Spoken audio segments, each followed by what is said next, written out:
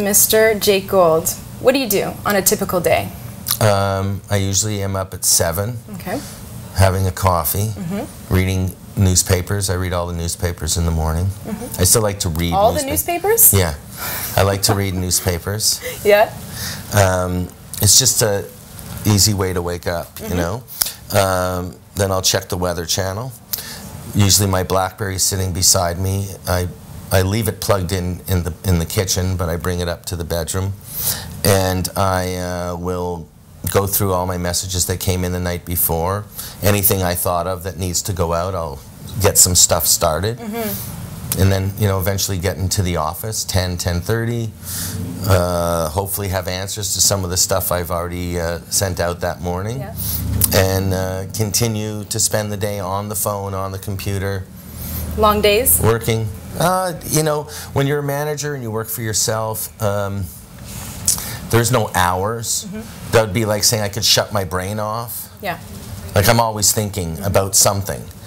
So it's not like a regular job where you punch the clock and then you stop and you know, it doesn't work that way. You work for yourself, there's always something to think of. There's always, you know, having a BlackBerry is a curse and at the same time is a benefit because it allows me to be wherever I want and still stay connected and still be able to communicate and do everything I need to do. On the other side of it, it also means that people can reach me anytime, and I respond usually very quickly, so people I think are used to the fact of me responding quickly. So if they don't hear from me, they think I'm not responding to them, as opposed to maybe I just chose to plug it in that night and not deal with things, you know? I hear you. And what about on vacation? Do you bring the BlackBerry with you? I have in the past. Are you quick to respond? I haven't had a vacation in a little while, so I'm due for one. Like, it's been a couple of years or more. A couple years? Yeah. Oh my goodness. Yeah. Definitely due time for a vacation, I think. That's for sure. But the I used to go to places where it didn't work, and now BlackBerry? And now the phone I have works all over the world. Which is maybe again a curse, but you know, the last time I did go away was about 2.5 years ago. And where was that? I went to a tennis academy. Okay. I play tennis a lot. Oh, do you really? Yeah. Oh. I try and do that in my spare time. Competitively, or just as a hobby? Nah, I do about 10 hours a week. I tried it once, didn't go very well. Oh wow, we got a whole bunch of trophies over there. Look at that. So you're kind of good then. Yeah, I'm okay. So. I'm okay for an old guy.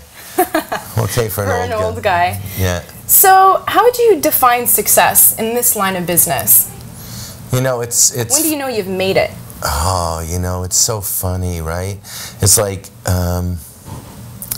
you know, are you successful or are you just always striving for something better? I think that you can't really rest on your laurels. Robbie Baker said something to me. Well, it wasn't. Robbie said, I don't know if it was Robbie or Gord Downey.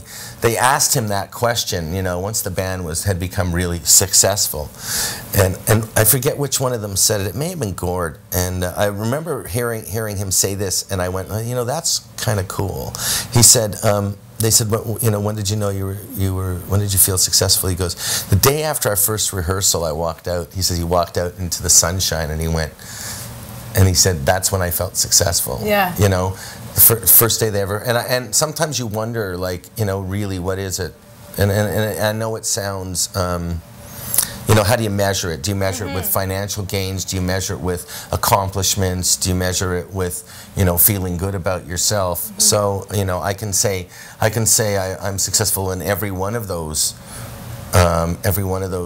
situations. But, you know, I'm always trying to do more and trying to do better. So I can't really. Do you feel fulfilled? Never. No, always striving to do more. Yeah, never. I don't think people that are entrepreneurial and people that are try and be high achievers are ever actually satisfied. And maybe that's what drives them. But at the same time, maybe that's the problem. Well, no, that's a very important point. Absolutely. When do you think was a defining moment for you in your career?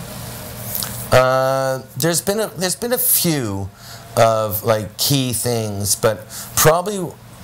There was one, we I helped produce a concert in Winnipeg for War Child. It was their first ever big event. Almost 10 years ago, and maybe even was 10 years ago.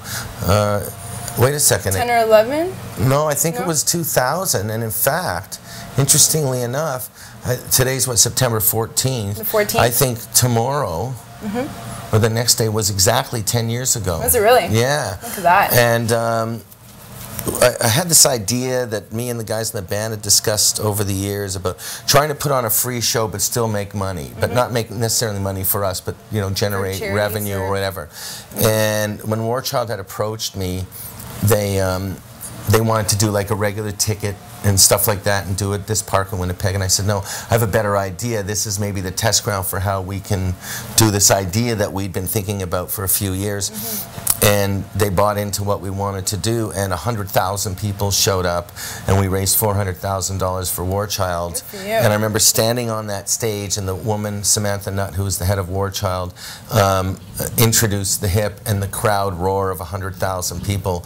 Oh, I turned to a friend of mine, and I just, the goosebumps everywhere, and I turned to a friend of mine, and I went, now that's why we do this. That's incredible. For that feeling. So, there's been a few of those feelings in my career, and I think that's kind of when you go, okay, those are high points, when you got that feeling. Because to me, it's always been about, that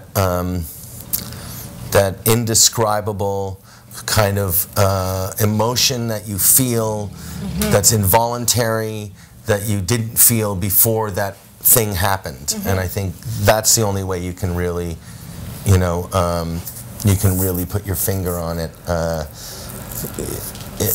mean, there's so many great things that I've been a part of. I was on a TV show for 6 years that was, the #1 show in Canada. That was the biggest show ever in Canadian history, Canadian-made show. That was a really cool thing to be a part of. I had a great time doing it. Maybe it'll come back, I don't know, but it was really fun to do it.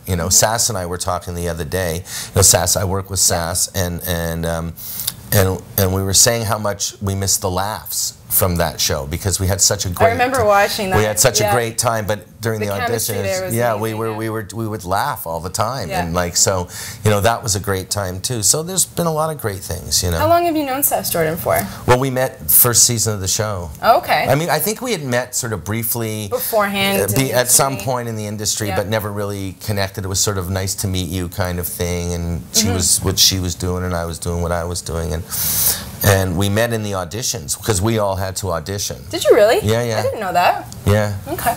So. And what did they audition you on? Well, they had more than the 4 of us. They had 6 of us. Okay. No one knew.